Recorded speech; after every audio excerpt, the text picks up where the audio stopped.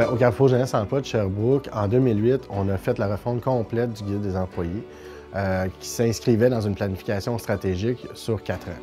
À partir de ce moment-là, on a fait affaire avec une firme externe spécialisée au niveau des relations des ressources humaines et avec un comité de travail à l'interne composé de membres du personnel, du membre du conseil d'administration et de la direction.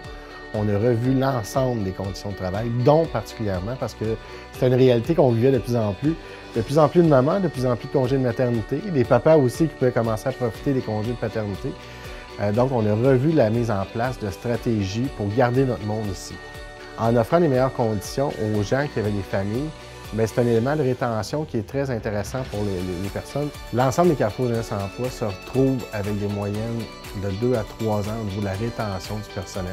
Tandis que nous, ici, depuis qu'on a instauré nos mesures, on se retrouve avec des rétentions de 5 à 6 ans et même plus. Un des éléments principaux qui fait en sorte qu'on se démarque et que l'équipe, c'est un élément que l'équipe apprécie fortement, c'est les 10 jours de congé qu'on ferme ici au Carrefour Jeunesse Emploi durant la période des fêtes, qui est payé par l'organisation. On assume cette partie-là.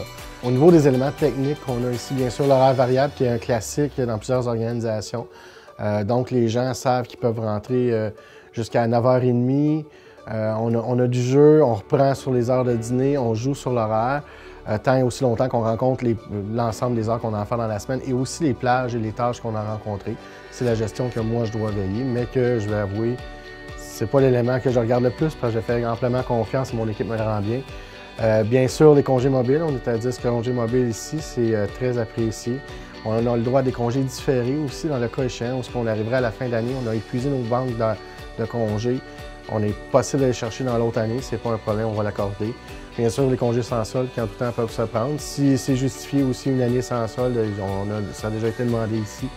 On l'accorde dans le cas où c'est pertinent.